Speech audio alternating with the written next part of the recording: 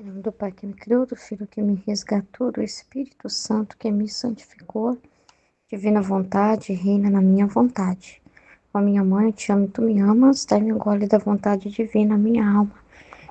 Me abençoa, Mãe, para que todas as minhas ações sejam feitas diante de vossos olhos maternais, divina vontade, reina na minha vontade. Eu não sou nada, Deus é tudo, Pai, eu te amo. Então vamos, ler mais alguns trechos do livro do céu, nesse tempo quaresmal, refletindo sobre a paixão de nosso Senhor Jesus Cristo. E vamos ouvir do próprio Jesus o que ele nos fala no livro do céu sobre a sua paixão, sobre a finalidade da redenção. Tem muitos trechos no livro do céu em que Jesus conta detalhes da sua paixão e o que estava na mente, no coração dele, na intenção dele, quando ele estava nesse momento na paixão, para que o que representa realmente todo o sacrifício dele, explicado de um jeito que a gente nunca ouviu, de uma forma muito mais profunda, para que a gente possa entender plenamente o significado da nossa redenção. E não só superficialmente, vendo ali a chaga, o sofrimento, mas além, entendendo para quê de cada coisa. Então é maravilhoso o livro do céu, os escritos revelados à serva de Deus, Luísa Picarreta, e Jesus mostra como nunca, de uma forma tão forte, todos os mistérios, do seu ad intra, que é a intenção dele. Tudo foi feito com a intenção, com o propósito. E vamos mergulhar nesses ensinamentos. O volume 6 ainda tem mais trechos. 4 de setembro de 1905. Em todos os tempos, Deus teve almas que receberam, por quanto pode uma criatura, a finalidade da criação, redenção e santificação. Continuando no meu habitual estado, o meu adorável Jesus fazia-se ver a sua santíssima humanidade, todas as suas chagas, as suas tristezas, e do interior das suas chagas e até das suas gotas de sangue saíam tantos ramos cheios de frutos e flores, e parecia que me comunicava seus sofrimentos e todos seus ramos carregados de flores e frutos. Eu fiquei maravilhada ao ver a bondade de nosso Senhor, que me participava todos os seus bens, sem excluir-me de nada, de tudo o que ele continha. E o bendito Jesus me disse: minha amada filha, não te admires do que vês, porque não estás sozinha, ou és única, porque em todos os tempos tive almas que, na medida em que uma criatura pode, de algum modo, receber a finalidade da criação, redenção e santificação, e que a criatura possa receber todos os bens pelos quais a criei, redimi e santifiquei. Caso contrário, se eu não estivesse em todo o tempo, mesmo que fosse um apenas, se frustraria toda a minha obra, pelo menos por algum tempo. Esta é a ordem da minha providência, da minha justiça e do meu amor. Que em cada tempo tivesse ao menos uma só, a que eu pudesse participar todos os bens, e que a criatura me desse tudo o que me deve como criatura. De outra maneira, em que aproveitaria manter o mundo? No momento, o destroçaria. E por isso, precisamente, escolho as almas vítimas.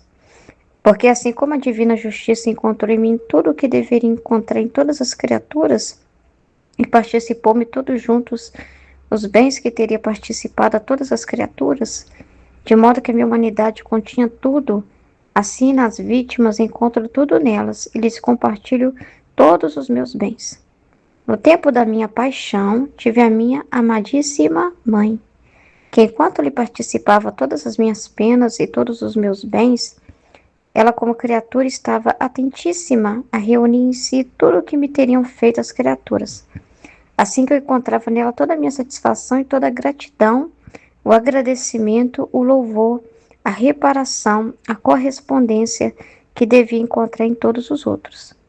Logo vinha Madalena, João, e assim todos os tempos da igreja. Por isso, para fazer que ditas almas me fossem mais agradáveis e pudesse sentir-me atraído a dar-lhe tudo, as previno primeiro e logo lhes enobreço a alma, o corpo, o trato e até a voz, de modo que uma só palavra tem tanta força, é tão graciosa, doce e penetrante que tudo me comove e me esternece. Me transforma, muda-me e eu digo: Ah, esta é a voz da minha amada. Não posso fazer menos que escutá-la. Seria como se quisesse negar-me a mim mesmo. O que quer? Se não devo escutá-la, convém-me tirar a vontade de fazê-la falar, mas mandá-la vazia jamais. Assim que entre ela e eu, há tal eletricidade de união que a própria alma não pode compreender tudo nesta vida, ainda que compreenda com toda clareza na outra.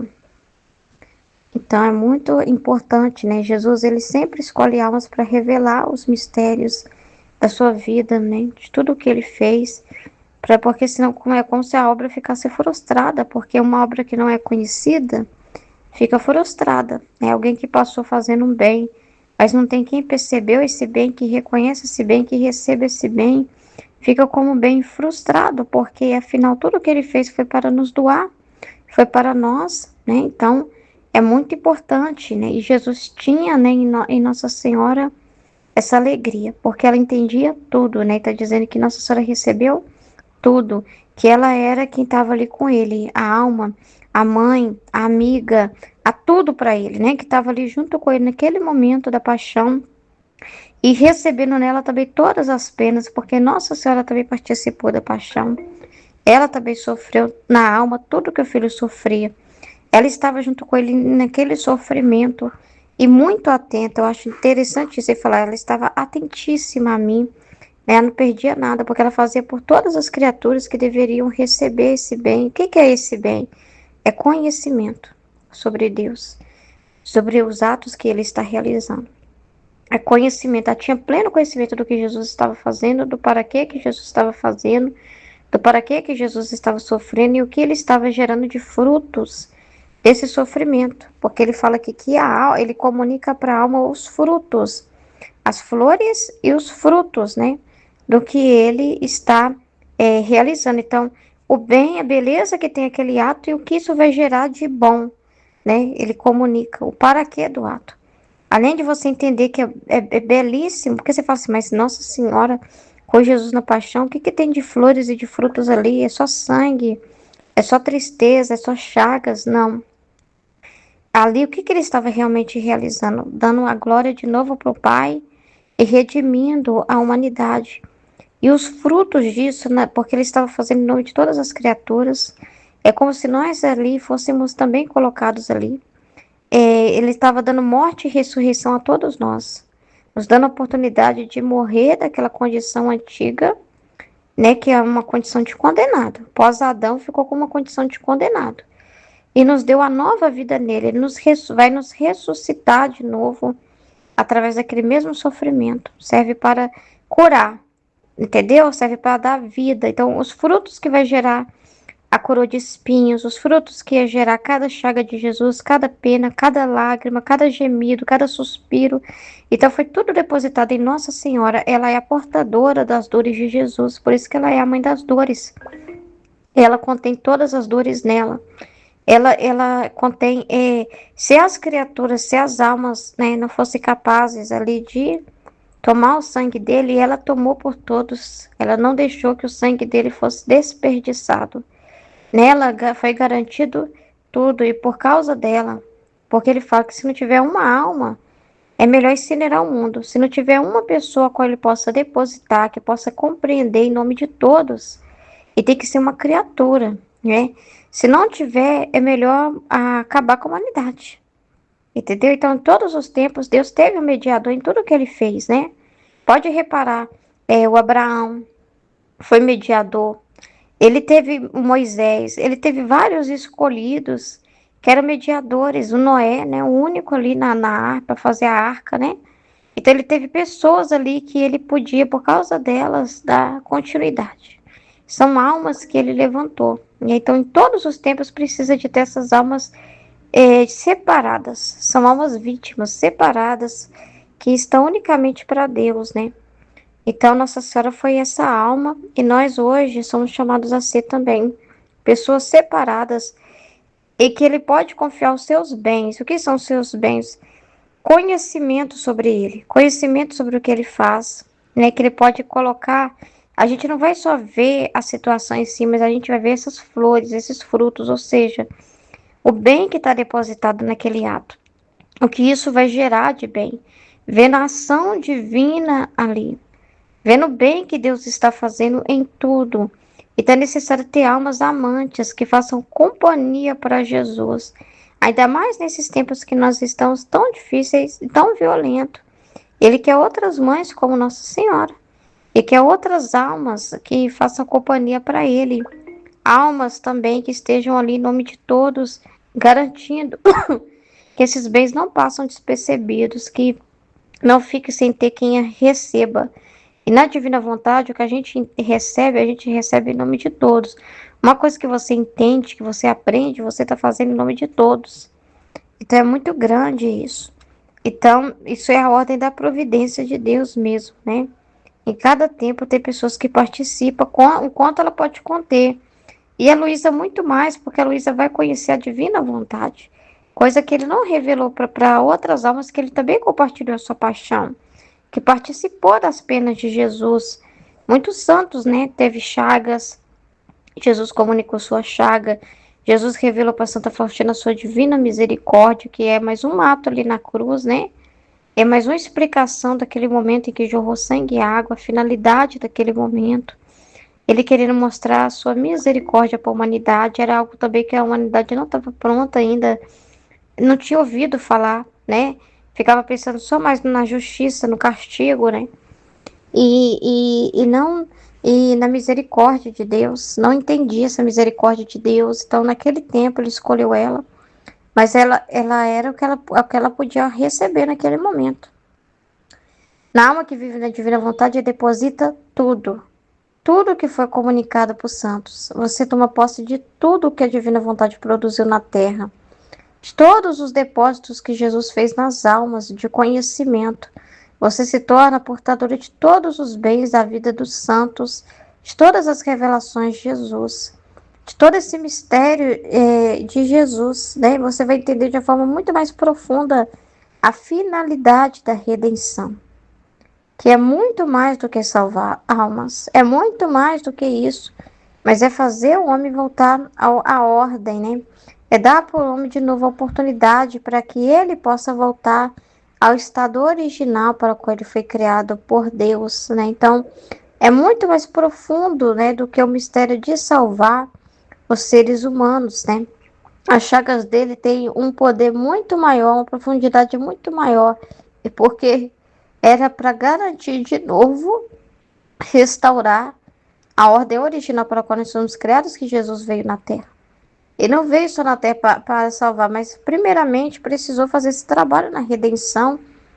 E aí teve anos e anos de espera para a igreja compreender isso. Aí Jesus trouxe santos, né, para manifestar mais verdades ainda dos seus sofrimentos, do que ele fez, de acordo com o que cada um podia entender, para revelar mais coisas, para que as pessoas entendam melhor a redenção. Mas para completar, fechar o pacote e compreender perfeitamente, precisa-se que a igreja leia o livro do céu. Precisa-se que inclua esses escritos, né? Precisa que isso não seja incluído só na aprovação eclesiástica, não que seja algo só aprovado e que você possa ler, porque nós temos permissão de ler e estudar, mas que seja aplicado, que seja lido nas igrejas, né? Que seja ensinado para as pessoas, que não fique incompleto, né? Porque é como se a obra não fosse completa, né? Não entendeu toda a finalidade da redenção ainda. Então Jesus não está satisfeito enquanto não compreender, enquanto a alma não voltar para. Porque a redenção não é só. O fruto da redenção não é só produzir almas na graça, que são almas salvas, né? Que buscam limitar as virtudes de Jesus e viver na virtude, não. A redenção é para produzir santos, e santos é igual a Jesus, outros Cristo, e para isso precisa viver na santidade original, que é a vontade divina. Então, tem que completar, entende? O livro do céu não é algo fora, assim, que está chegando agora, é algo que sempre existiu, é algo que explica tudo, né? Falta mais entendimento ainda do que Jesus fez na redenção. A igreja não entendeu profundamente Ela tem que se abrir a esses escritos para ela construir o quebra-cabeça e compreender o que Jesus fez. Então, é muito importante. Tem um trecho agora aqui, do volume 6 ainda, do dia 6 de novembro de 1905.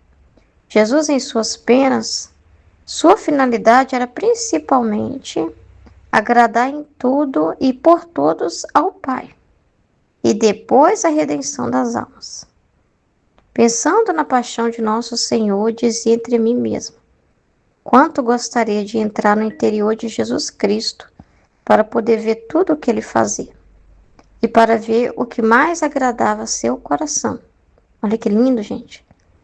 Ela queria entrar no interior de Jesus Cristo para poder ver tudo o que ele fazia e para ver o que mais agradava seu coração, para poder fazê-lo também eu e atenuar suas penas, oferecendo-lhe o que ele mais gostava.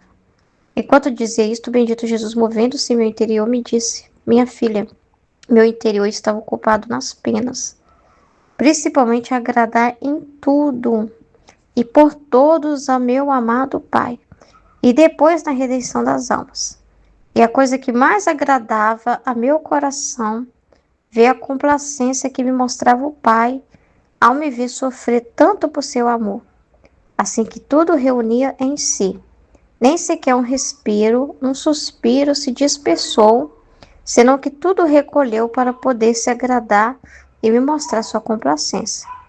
E eu estava tão satisfeito com isso que, se não tivesse outra coisa, a simples complacência de meu Pai me bastava para sentir-me satisfeito pelo que sofri. Enquanto que por parte das criaturas, muito, muito da minha paixão ficou disperso. E tanta era a complacência do Pai que a torrente derramava em minha humanidade os tesouros da divindade. Por isso acompanha a minha paixão desta maneira, que me dará mais gosto. Então, olha que lindo. A melhor forma de acompanhar a paixão de Jesus, como ele está falando aqui, que vai dar mais gosto para ele, é você entender a finalidade da paixão. É você ir mais fundo. E ele está te revelando isso. É você compreender o motivo, o que estava no coração dele. O que mais preocupava Jesus na paixão, o que mais preocupava ele era: será que eles vão ser convencidos? Será que eles vão mudar depois? Nem a salvação das almas. Era a glória do Pai. Era que o Pai recebesse aquilo que os seres humanos negaram para ele desde o Adão. Era que em todos os atos de Jesus o Pai fosse glorificado, fosse amado, que ele pudesse agradar o Pai. A glória do Pai era o objetivo maior, primordial, que movia tudo que Jesus fazia, e a redenção, todo o sofrimento dele, todas as penas dele, ele estava oferecendo primeiramente para o Pai, dando glória para o Pai, reparando o Pai, amando o Pai naquele sofrimento. E ele está revelando uma coisa aqui, que nada passou despercebido, porque o Pai recebeu tudo e ficou muito feliz, né? Teve se encheu dessa complacência, né, com Jesus. O Pai ficou plenamente satisfeito, recebendo aquele sofrimento que Jesus estava oferecendo para ele. Cada sofrimento, cada suspiro, cada suor, cada dor, cada caminhada que ele fazia em volta até a cruz, tudo o Pai recebeu e tudo se agradou. Então ele falou que se as almas ainda não se abrissem à salvação, ele já estava satisfeito pelo fato do Pai ser glorificado, do Pai estar feliz, bastava para ele. O Pai está feliz, o Pai está agradecido, o Pai está recebendo a glória, o Pai ser reconhecido. Isso é maravilhoso, primordial, né? Deus em primeiro lugar, Jesus nos ensinando que tudo tem que ser feito para a glória de Deus, que Deus precisa ser o primeiro lugar na nossa vida, que tudo que nós fazemos não é para as pessoas primeiramente. Mesmo que você faça um bem para alguém, a finalidade desse bem precisa ser a glória do Pai, precisa ser glorificar o Pai também. Precisa ser por amor a Deus, unicamente por Deus. Por quê? Se aquela pessoa te agradeceu ou não, não importa. Se aquela pessoa valorizar ou não, não importa. Importa que o Pai receba a glória. Importa que você fez aquilo para obedecer a Deus. Importa o que Deus pensa. Importa que Deus veja. Importa que Ele seja reconhecido. E mais nada. Não primeiramente pelas criaturas. Então, nem Jesus na sua humanidade foi por nós. Falar assim que primeiramente foi por nós, foi para mim, foi para você que ele morreu. Primeiramente foi para o próprio Pai, sendo aquele filho que fez o ato contrário de Adão. Enquanto Adão escolheu a criatura primeiro, escolheu agradar a criatura e não a Deus, Jesus escolhe agradar a Deus e não as criaturas, porque muitas daquelas pessoas queriam um Jesus rei humano, queriam um Jesus vivíssimo, mas um Jesus vivo para governar a terra, homens, para governar impérios. Queria um rei, a sua própria maneira de ver um rei, mas não o que serve, não o que dá a vida, não o que ensina a renunciar a essas coisas da terra. Esse rei foi rejeitado, como rejeitam Deus, né? Então ele foi rejeitado pelos homens, entende? Então, o principal ali era a glória do Pai, é o que o Pai deseja, não homens. E, claro, fazia parte também a nossa salvação. Fazia parte reparar cada um de nós por causa de Deus, para a glória de Deus também, porque essa era a vontade de Deus. A nossa salvação, a nossa redenção, entende? Mas o que Jesus nos ensina com isso é que no nosso interior também, em tudo que nós vivemos, ele tem que estar ocupado em agradar ao Pai. Tem que ser o que nos move também. Qualquer coisa que nós fazemos precisa ser para a glória de Deus. Precisa ser esse o movimento dentro do nosso coração também. O motivo de tudo o que a gente faz precisa ser também para a glória de Deus. Então isso é muito... se ele vivesse para o homem, como ele está falando aqui, o que aconteceu, né? Se ele vivesse para agradar homens, o que ia acontecer, né? O homem, né, facilmente se dispersa, né? O homem se dispersa muito fácil. Então é muito triste isso. O homem larga Deus muito fácil, né? O homem, muitos nem entendem a paixão dele, como ele está dizendo. Por parte das criaturas, eu não recebo. Por parte das criaturas, muita da minha paixão ficou disperso. Muito da minha paixão, eles vê o básico. O básico lá da paixão mesmo. O básico, assim, bem básico. Que é ir na missa no tempo, né? Da paixão, que é... sexta-feira da paixão, temos que ir lá e beijar a cruz. Mas a vida da pessoa em si mesma é dispersa. A vida da pessoa mesmo, em si mesma, ela vai às vezes por hábito. Ela vai porque, né, vai pegar mal se ela não for. Porque ela tem medo de algum castigo. Porque disseram para ela que ela tem que ir, porque é muito importante, que não pode faltar. Então, assim, mas não é uma pessoa que beija a cruz, não é uma pessoa que ama Jesus, não é uma pessoa que vive para Deus. Entende? Muitos buscam a Deus só nesse momento e o que eles vêem na paixão é como uma história que foi contada simplesmente ali. Jesus morreu na cruz, eu vi no filme, eu choro quando eu vejo o filme, eu vi o filme de Jesus e eles acham que viver a paixão, abraçar a paixão, dar a glória que Deus precisa é ver o filme, entender o filme, pronto. Entende só o básico ali, né? Tem que estar na igreja nesse dia, porque é cultura, pode ser até cultural. Quantos vivem uma fé por cultura? É algo cultural já.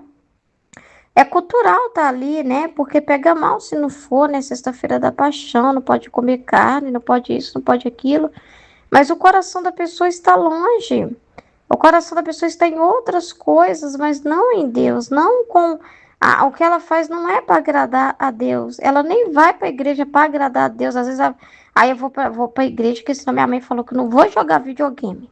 Aí eu vou para a igreja, porque senão vão tirar o meu celular, não vão pagar o plano esse mês do celular e eu vou ficar sem poder, sem crédito.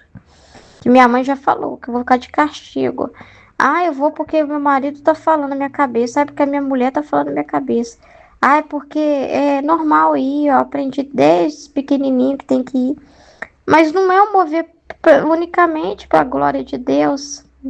Sempre tem uma particularidade ali, um motivo baixo, terreno, que move a pessoa só por uma regra, sem amor, né? Então, o que que ele encontra nas criaturas? Não tem por parte das criaturas nada, nada. Não recebe nada, né? Nada. Então é muito sério. Então só Jesus poderia agradar a Deus dessa forma, porque se fosse depender de criatura, quem poderia amar a Deus de volta e corresponder ele no grau de merecimento do que o Adão fez de pecado, de desviar, né? De que pudesse reparar esse buraco gigante que ficou. Só um Deus pode preencher o próprio Deus. Então só Jesus deu para Deus toda a glória que lhe é merecida. E ele fez para o Pai primeiro, porque o Pai não recebe.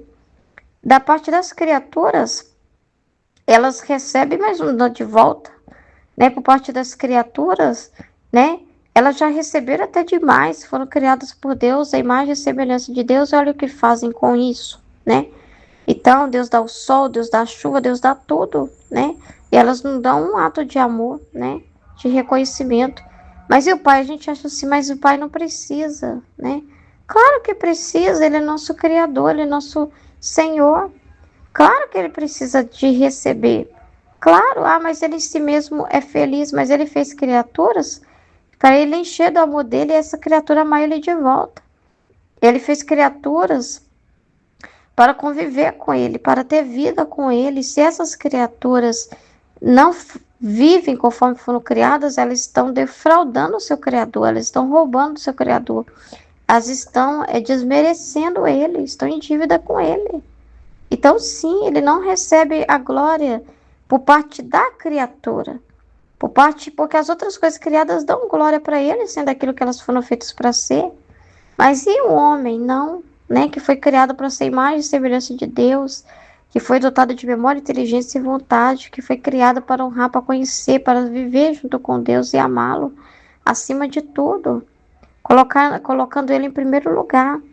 Então não recebeu essa glória, ao contrário, o homem negou o Deus. A partir do momento que escolheu a criatura, ele inverteu a ordem. Ele colocou a criatura primeiro, a glória da criatura primeiro, e pôs Deus em segundo plano. Então Jesus não. Jesus coloca tudo no seu devido lugar. Primeiro vem o Pai, depois as criaturas. Então a mesma coisa é a nossa vida. A nossa vida é por Deus. E quando nós vamos ajudar as pessoas, é quando Deus também quer. E é sempre por Deus também, né, que nós fazemos o bem para o próximo. Mas é na ordem correta, para a glória de Deus. Não é para que as pessoas nos glorifiquem, não é para que as pessoas nos reconheçam, não é para receber nada de consolações das criaturas, elogios, nada disso. Precisa ser só para a glória do Pai. Precisa ser só para Ele, tudo que nós façamos. Mas sempre Deus em primeiro lugar. Deus em primeiro lugar. Não os homens, nós não vivemos para servir pessoas.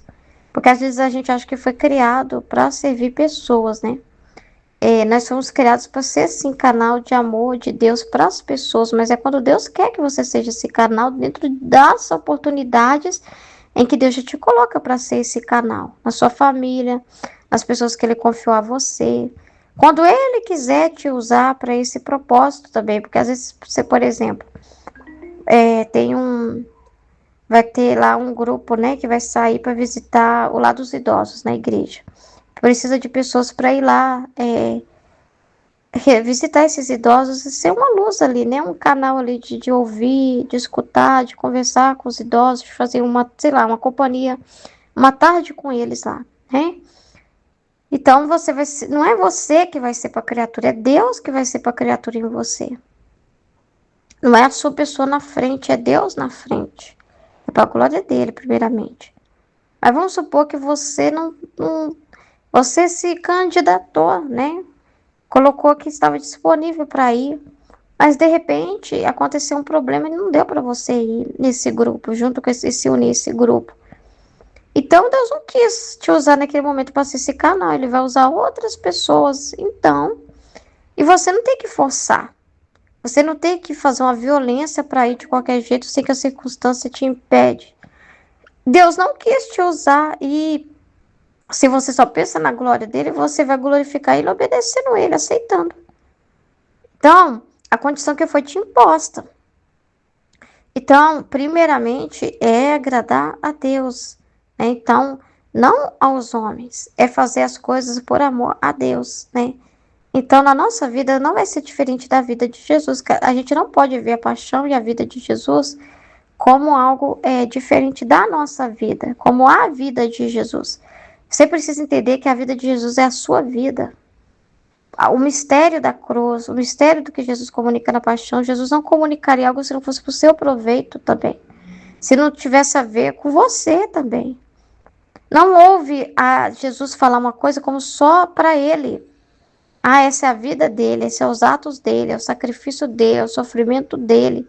Como se aquilo não falasse de você. Não, fala de você. Ele não vem falar coisa para contar historinha para você. Ele está contando a sua verdadeira história. Ele está te mostrando como você também tem que ser. Porque ele disse isso para os apóstolos, né? Vocês vão vir após mim, vai fazer as obras que eu faço. Então, esse é um comunicado para todos nós. Então, está falando da nossa vida, de como tem que ser. Jesus é o exemplo, o espelho para nós olharmos para ele, de como o que agrada mesmo. Então, você precisa ver Jesus como alguém que está colhendo informações ali, né? Dados, pesquisa, né? De vida, né? Olhando ali, atentíssimo, prestando atenção em tudo que ele faz para você fazer também. Para você perceber que não é só para ele. Ah, mas eu sou humana, Jesus é Deus. Jesus é. Quem disse que você vai estar sozinho? Ele vai fazer junto com você, vai viver em você. E você, como criatura, foi feita, porque Jesus, na sua humanidade, está dando exemplo para nós. Ele, na sua humanidade e divindade, está dando exemplo de como nós devemos ser, sim, porque Deus nos capacitou para amá-lo, dentro da nossa possibilidade de criatura. Mas Deus nos fez nessa condição de glorificar Ele também, de viver essa vida de amor, também colocando Ele em primeiro lugar. Então, Jesus é um laboratório de vida. E você precisa colher dessa vida. Então, Jesus não vai ficar feliz só de você, que sofrimento, e vendo as penas dele como dele. Mas quando você olha para a vida dele, colhendo informações, como alguém que está aprendendo, copiando, que também está querendo também imitar o exemplo, como alguém que você está estudando, como uma faculdade de vida, né? Como alguém que você está estudando para que você também viva como ele viveu. Então, olha, Jesus só pensava em agradar o Pai. Então, eu também. Tudo que eu fizer, eu tenho que ser honesto comigo mesmo. Tem que ser para a glória do Pai. Eu não posso fazer pensando em mim mesmo, no que é melhor para mim, ou pensando, eu vou fazer isso para essa pessoa porque ela vai ficar feliz comigo. Não. Jesus não pensou assim. Ele pensou no Pai, primeiramente, dar glória para Deus, de fazer aquilo que é a vontade do Pai. Então, eu sou chamada a viver da mesma forma. Então, ele precisa ser esse laboratório divino para você. É essa fonte do qual você bebe, come. Por isso que ele fala, come do meu corpo, bebe do meu sangue. Aí você acha que comer do corpo de Jesus e beber do sangue dele é só um momento eucarístico. Não, é a palavra. Ele diz que ele é o verbo. Então, você precisa comer essa palavra, tomar posse dessa palavra. Comer Jesus mesmo, se alimentar dele. Quando ele te conta uma coisa sobre ele, ele está te alimentando, ele está te dando comida para você comer, não é só para você cheirar a comida da vida de Jesus ali, cheirar como uma pessoa que vê um banquete e só vê a aparência, acha bonito e tira uma foto perto do banquete e sente o cheiro da comida só e fala que parece estar muito gostosa. Não é essa a vida de Jesus é como um banquete em que você é convidado a se sentar e a comer, a que aquela comida esteja dentro de você, seja substância do seu organismo, porque quando a gente come a comida, vira a gente, né? Participa do nosso organismo. Então a palavra de Jesus é para você degustar, comer, se alimentar. E alimentar, degustar, mastigar é reflexão. Você precisa pensar no que você está ouvindo, pensar no que está falando. E começar a pensar na sua vida, nos seus atos. Como pôr Deus em primeiro lugar? Como que é isso de colocar Deus em primeiro lugar? Na sua vida, né? Em tudo que você faz, a sua intenção precisa ser essa. Então você precisa mastigar a palavra e para produzir os frutos precisa de que você viva isso, né? Precisa ser vida. Não é só nos seus pensamentos, no seu entendimento. Você precisa começar a ação. E não é você sozinho, Deus vai estar com você, é Ele em você. Na divina vontade de nós, não é nós que fazemos nada. Não é nós nos movemos humanamente com nossas forças. Mas é Ele mesmo que vem viver em nós e vai nos dando a graça, vai nos mostrando como correspondendo às pequenas coisas que nos acontecem. E ficando satisfeito em glorificar o Pai. Não importa mais nada. Se hoje, para a glória de Deus, sei lá, meu dia não aconteceu nada, ninguém me chamou, ninguém me pediu nada, né? Foi um dia mais simples, não aconteceu nada. Vai que esse dia seja para a glória de Deus. Se é assim que Deus quer ser glorificado e amado, nessa simplicidade, que assim seja. Entende? Porque quando você só importa com o que Deus deseja, você não tem mais pretensão de nada. Você não tem planos, você não tem preocupações de querer fazer coisas da sua própria cabeça, né? Você só quer o que vai dar glória para o Pai. O que vai dar glória para o Pai? Aquilo que chegar até você para fazer. Aquilo que te acontecer. Aquilo que for te solicitado mesmo. A vida de Jesus em você vai ser essa. Não vai ser você inventar coisa. Você criar coisa. Não é da sua cabeça que você vai produzir esses atos. Já são os atos que Deus já disponibiliza no seu dia a dia. Se Deus quiser que você sirva alguém, e Ele vai fazer alguém bater no seu portão e te pedir um prato de comida, um copo de água. Então Jesus em você quis dar água para aquela pessoa. Quis, mas quando você for dar água, você só tem que fazer para a glória do Pai. Você tem que entender, olha, o Pai que está mandando essa pessoa aqui. É a vontade de Deus que eu dê água para essa pessoa. Se essa pessoa agradeceu ou não, não importa. Se você está fazendo só para a glória do Pai, você não precisa de reconhecimento. Você não precisa tirar uma foto e mostrar para ninguém o que você está fazendo. Só importa ao Pai.